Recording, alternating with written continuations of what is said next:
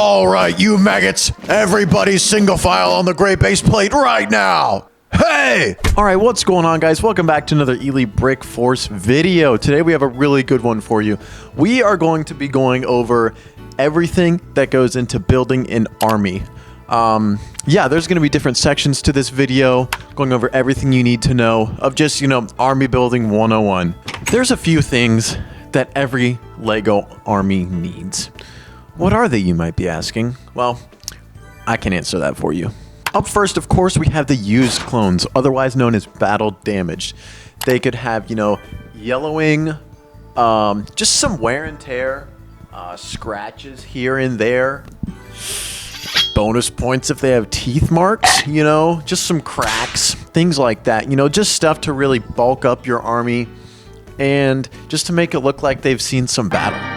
Up next, of course, we have the Sharpie clones. There's so many clone commanders in whatever that Lego has not made, so it's up to you and your imagination to bring them to life. Of course, what army is complete without brand spanking new shiny clone troopers? I'm talking, get that box, shake it up a little bit, hear what's inside, cut it open, tear open the bags, and build your clones and throw the build away. For being realistic, you should probably have at least one Jedi to lead your troops, but probably just stick to one or two, because if you get to having much more than that, then it just gets into this big legal nightmare with licensing and stuff, and it's just not worth it. Now that you know which figures to get, you need to know where to get them. Of course, you can just go to your local Lego store and get some nice sets and open them up and just have your figures from that. But you need to get more in a more efficient way. So the number one super secret sneaky saving spot that I know of is Facebook Marketplace. Facebook Marketplace has all the best deals you could ever find. Do you want so many clone troopers and some Imperial light cruisers and whatever else is here for $1? Yeah, I think I'll take two. A whole bunch of clone troopers for $350? Put my name on that list. Now that you have all your clone troopers, how do you display them? There's so many of them and take up so much room. Where do you put them? It's easy. Line them up on a gray base plate and tuck that away in a corner on a cabinet. Make sure it's dust proof with some nice lighting. In your shed that's out back in your backyard, meant specifically for your Lego Star Wars figures. Of course, so it's away from your house, so that way kids can't get to it. With a lock on the door.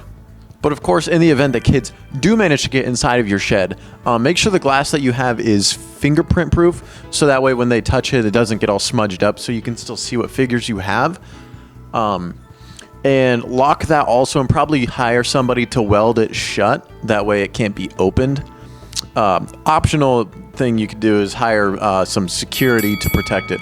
But of course that costs a little bit extra money, so you know what I mean?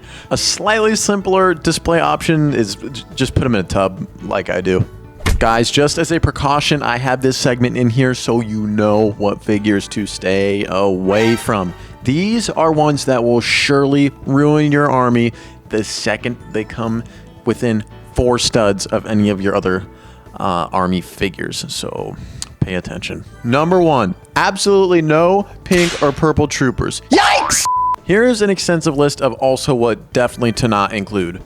Definitely no Mega, no Duplo, no Lepin, no Star Plan, no Star Clan, no Star Dan, definitely no Star Man. Sorry, Stan. I'm just not a fan. Mr. Brick Force, how fast should I be growing my army? Great question. First of all, raise your hand. Second off, that's an easy answer.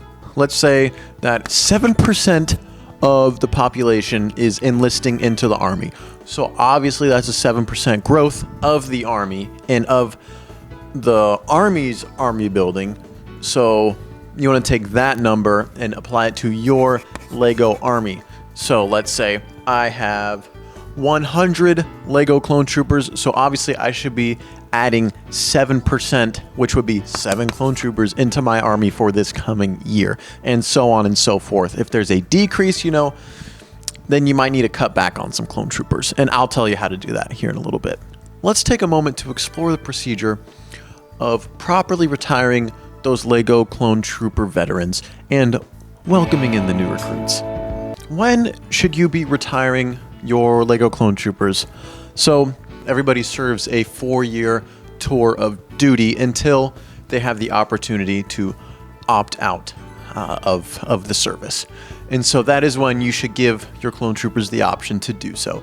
They can stay on longer if they so choose, but if it's their time to retire, then we will of course honor them with the 7-stud salute. Oh yeah, what do you do with the new recruits? Roll intro. All right, you maggots, Thank you for watching today's video and staying until the end. I hope you guys learned something today, and may your army grow vast and numerous. That's all I have for today. Sleep tight, Bricksters.